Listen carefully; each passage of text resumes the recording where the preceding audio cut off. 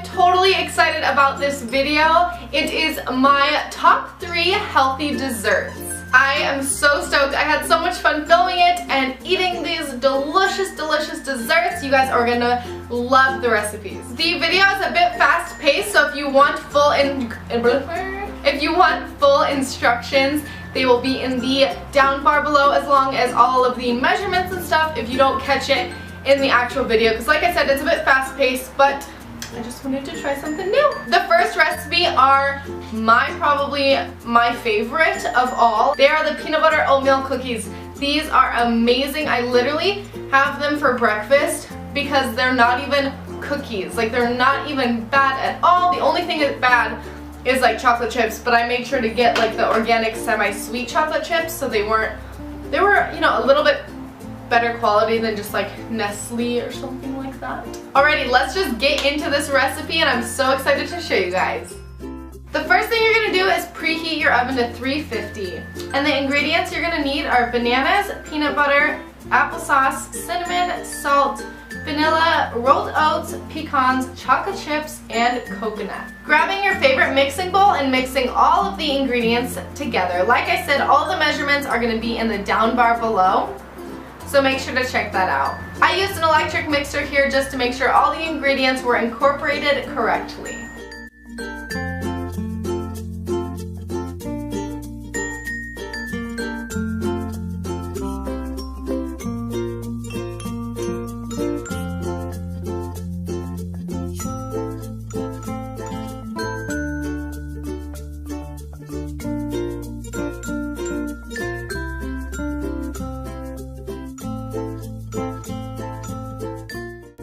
It is time to put them on the cookie sheet. I love doing this part. It's so fun. It just reminds me of being a kid and making chocolate chip cookies at home, except these are a bit healthier. Putting them in the oven for about 15 to 17 minutes, making sure you check them ever so often to make sure they did not burn at the bottom. After you pull them out of the oven, they are ready to enjoy, and do not worry if you're not a fan of applesauce or oats or anything, you do not taste it. The only thing you taste a bit are the bananas, but trust me, they're divine. The next recipe is for you coconut lovers and chocolate lovers. Now, if you don't like coconut, I apologize, but coconut is one of my favorite things to eat, especially in baked goods. It is coconut chocolate fudge. They are a bomb diggity. They just melt in your mouth like nothing before. I was never that into fudge before making this recipe. I love fudge, like the, you know, traditional fudge during the holidays and stuff, but after having this, I'm not even gonna go back. This is just so good. So let's jump into the recipe. The ingredients you're gonna need are raw cacao, coconut milk, honey, melted coconut oil. Make sure this is melted. It's not the same if it's not. And lastly, vanilla. Now it's time to mix everything together. This is probably one of the easiest recipes I've ever done. It literally takes like 5 minutes and there's no baking time, nothing. It's delicious.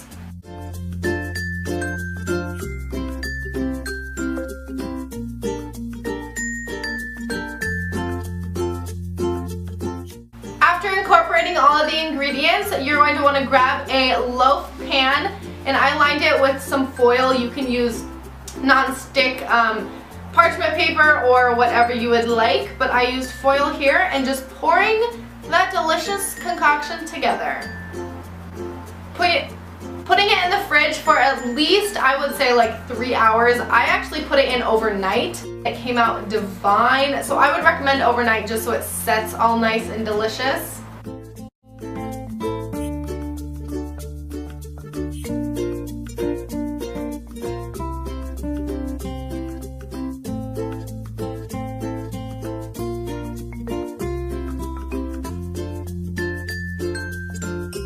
Look at those babies. How delicious and just melting in your mouth do they look? Oh, they're just amazing. You guys have to try and make them.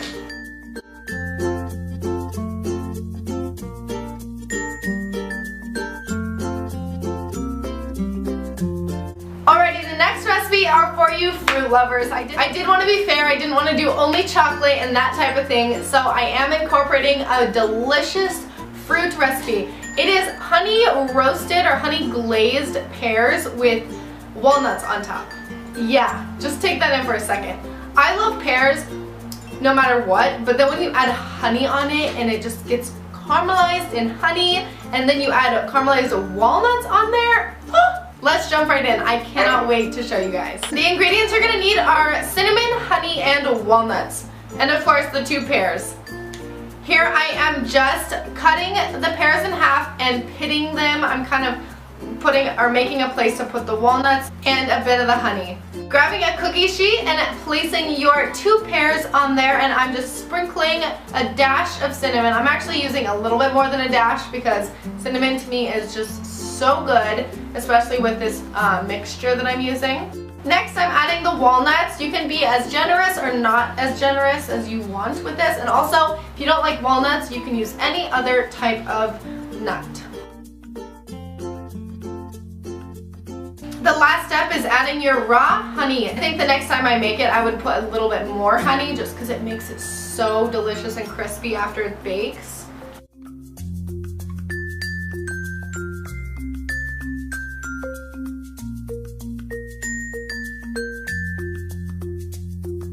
After that, you put it in the oven and bake for 30 minutes. That is all you have to do.